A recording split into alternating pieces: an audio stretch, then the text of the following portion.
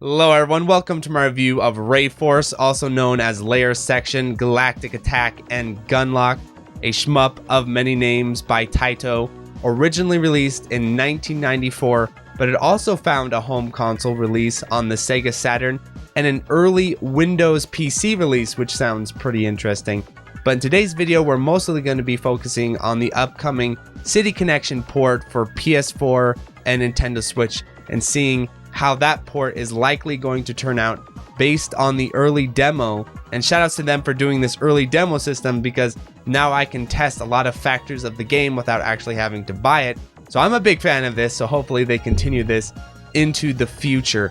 But before we talk about the specifics of the City Connection version, I want to discuss Rayforce as a game, because in my opinion, I think Rayforce often gets looked over, even though it is a fantastic quality shmup and also an influential shmup. So usually when you think of Taito, the title that always comes to your mind is the Darius series, and for good reason. The Darius series is excellent and innovative in its own rights, but I feel like Rayforce and the following Ray series, I guess you call it, is unfairly overshadowed at times because Taito brought a lot of really cool ideas to the table. It's a vertically scrolling shmup, you know, I'm a big fan of that.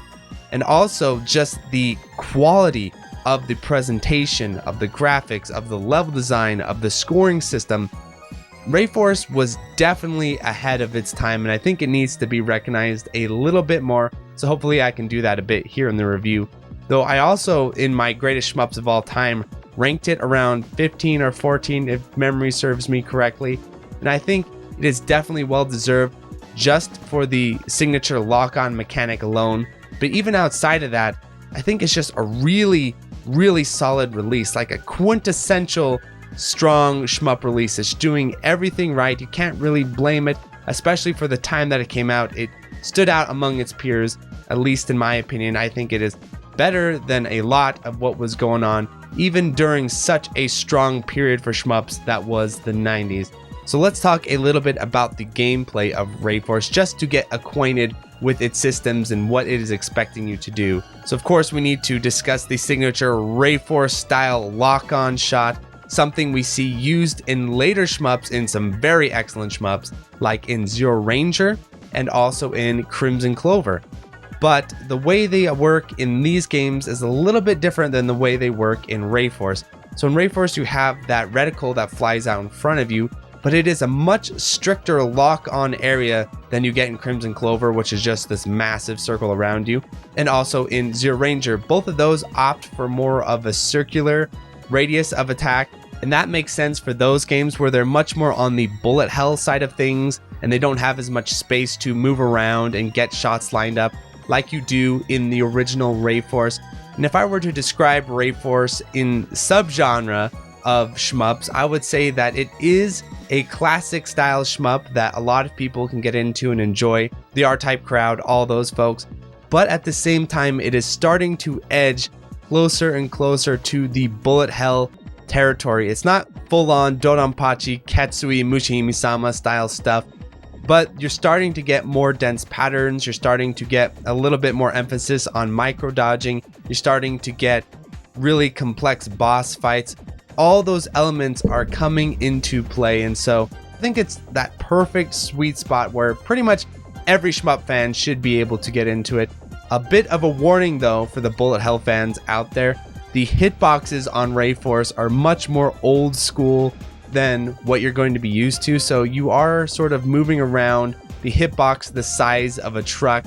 You can still squeeze through bullet patterns, which is pretty cool, but at the same time, if you can, try to macro around things, because that hitbox is pretty chunky. But to continue the discussion of the Rayforce lock-on mechanic, the way it works is that certain enemies will spawn in the background and other enemies will spawn in the foreground, and enemies will move between these two planes, which can be pretty interesting.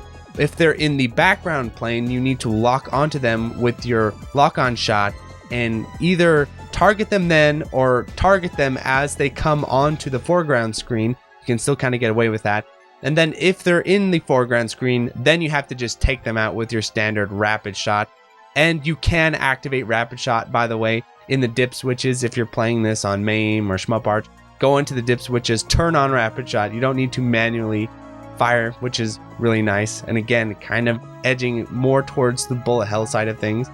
But if you're focusing on scoring, the idea is not to just mindlessly shoot things as they appear, which I tend to do in the footage you see here when I'm playing for survival.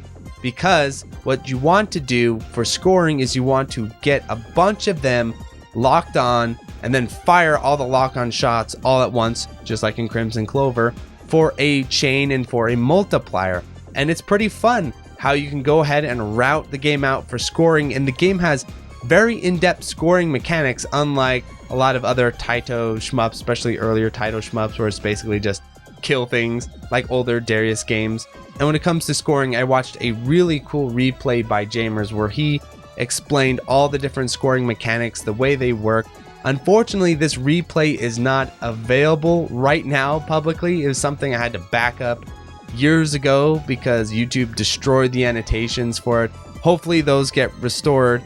But in those annotations that I was reviewing today, Jamers was talking about not only are you able to route the game very heavily and very specifically for these chaining mechanics and how the chains can get really precise and tight, but also there's a bunch of boss melks you can do. So the game really has it all when it comes to playing it for score. And it is something I think will be really cool to see on the port, because the port does have online leaderboards. Whether those online leaderboards will have replays, I am not sure. I'd be surprised if they did, to be honest. But that would be something that would be cool to go for and check out, because the game is not just playing for survival. It also has a strong scoring element to it. Other things about Rayforce that I wanted to comment on before we get into the port discussion is the presentation of the game. So not only does it have the really cool background and foreground, and the way it renders the background is quite a bit more advanced than some of the other games in the genre, like Poppin' Twinbee or something, where there really is more of a transition between the planes. For example, stuff will fire at you from the background plane, and then when the bullets enter the foreground plane, they'll actually grow in size. You know, it's playing with perspective a little bit more than other games that just sort of statically separate the two planes, which I think is really cool. And then just the overall visual effects of the game. Rayforce is very cinematic and stylish, and something I think it needs to be recognized for is just the way it presents itself. Not only does it have all these different things going on, whether in the background or in the foreground, but it has great art presentation itself, great effects. The transitions between the stages are extremely cool, because rather than having a screen pop up and sort of just load you into the next stage, instead it does this cutscene where you directly enter the next stage, and you kind of play the next stage a little bit, and then the title pops up. Again, just a lot of visual flair, and the quality of the sprite work, I have to comment on that. This is one of my favorite looking shmups. I love the way this game works. I think the Taito team, in my opinion, really killed it with Rayforce, and just to bring it home, you gotta talk about the game's soundtrack. I love this game's soundtrack. The other day I was sitting and listening to it just to prepare for the review, and ended up listening to it on loop 4 or 5 times just because of how great it is. It's moody, it has these cool vocal tracks at times. It's got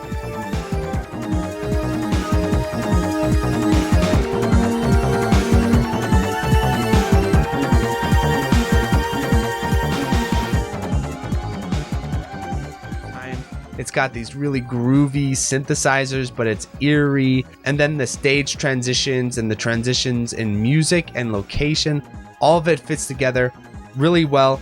Overall, Rayforce is just one of those gold standard shmups across the board. But with all that being said, and my guarantee that I am a fan of the actual Rayforce game as is, that you can play either in emulation or on the Sega Saturn, now the question is, does City Connection deliver in terms of the port? Because this is one of those games where it matters. It's not just some throwaway cheap shmup that you can sell for $2 and call it a day. Rayforce, in my opinion, is a standout title of the genre and something worth paying for if they do a proper job with the port. So I have access to the demo, and I was able to test out a bunch of different stuff in the demo, which was very useful. The first thing we need to discuss is the UI and the options that City Connection are bringing, because I have noticed they are making efforts in this area, so I do want to recognize that. For example, you have save states, though they only give you 3 slots according to their little game manual. That seems a bit ridiculous. 3 save state slots is not that great in my opinion, especially in a game like Rayforce with a lot of chaining. Now, of course, you can make do with 3 save states. It's just gonna be a pain in the ass. And even the M2 Darius ports have like 9 slots at least. Of course, M2 shot triggers have 30 or something. I consider that like a much better number. Honestly, I don't see why devs don't just go for a straight 100 save states and just call it a day. But 3 save state slots, it's better than nothing. They have a rewind feature. I wasn't able to test that out in the demo.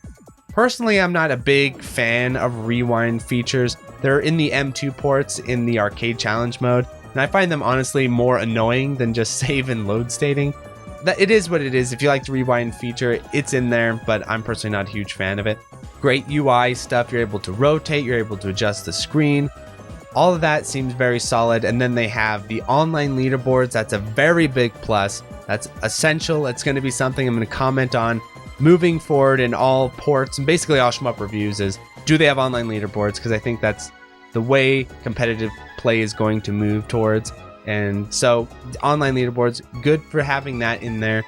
I'm not sure if they have replays because you can't really check it out in the demo.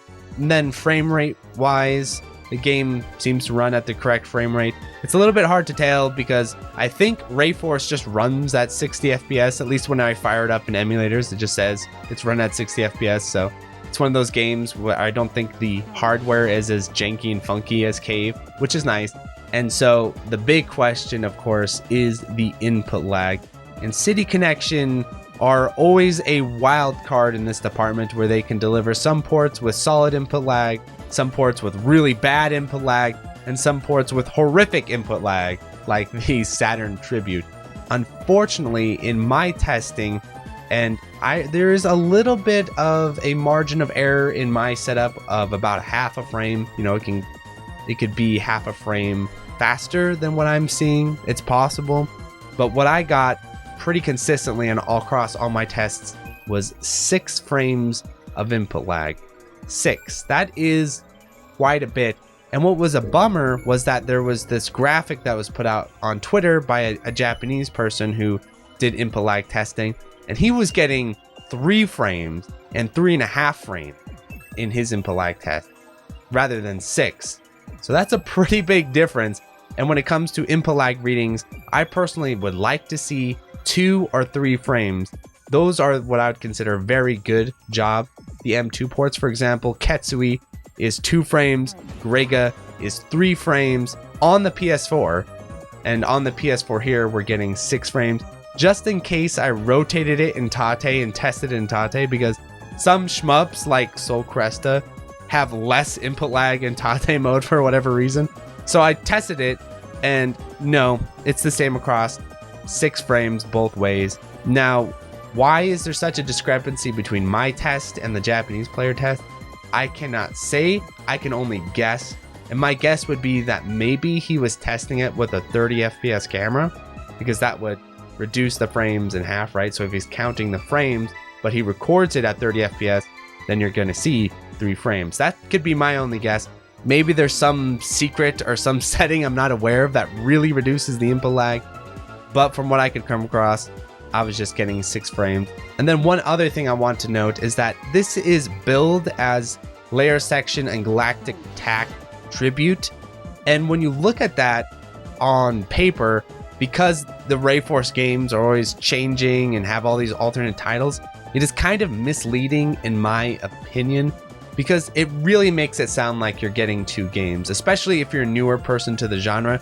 I think you're going to assume, like most people, Galactic Attack and Layer Section, those are 2 separate games, right?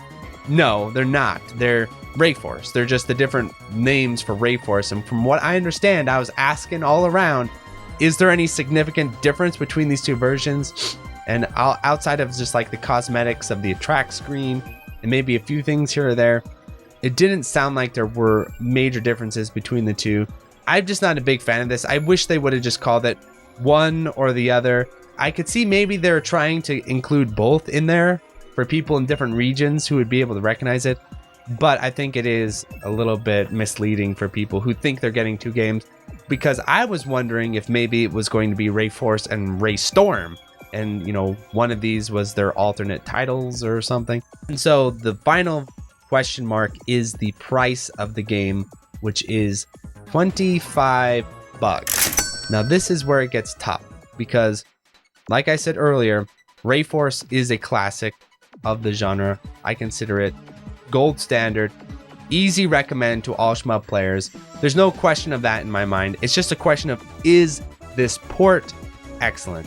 And that's where I think you're gonna have to do a little bit of your own consumer interpretation here, because personally speaking, I will not buy this when it comes out, the $25, because of the input lag and because of the price tag. I would rather just play it on the Saturn or play it on emulator.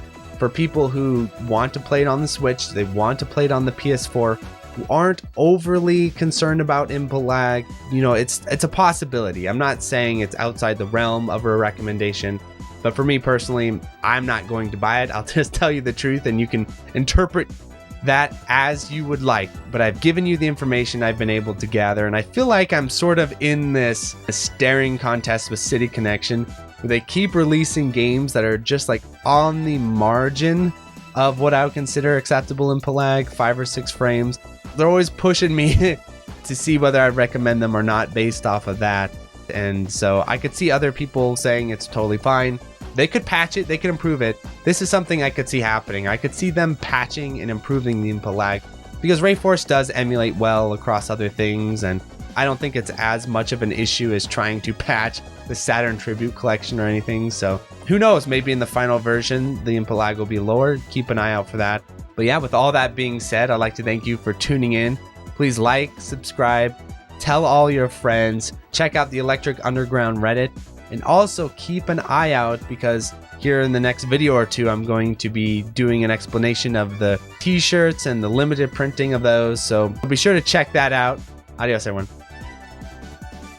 So thank you to the $5 patrons: 100 Dingo, Another Joe, Anthony A, Anthony Iodice, Aaron Solis, Asa Davis, Ben, Borgie 22, Brian Shiver, Chris Yusufovich, Chronic Burnout 3, Cook Some Soup, Corey Mark, Des Audio, Darkwing, Darren Griffin, Delta Tango 6, Disco Star Slayer, DJ 420 Praise It, Eric H, FCK Full Set, Retro Schmupper Hausu, Kiwi, JLab, JB RPG, Jim Knockham, Joe Angelo, John Kelly, Jolts, Game Boy Guru, K, K2, Kikoman 589, Large, Malaise, Mark Toms, Maz, Megadeth 859, Minung, Mechalin, Michael Stern, Mitch LY, Nathaniel Davis, and Electron, Neon Dagger Games, Oakla Kugels, Philip Mason, Plasmo, Portal 63, Rattlecat, Raoul, Real Skeen, Riff Mason, Rolf, Scanline City, 7 Overdose, Shane Sintiansky, Shmup Junkie, The Boot Rex, The Real Ikuzo, The Dirty Screech, DN1, The Old Benster, TRM, Sugumo, Twilight, and Utakaya. Thanks for watching.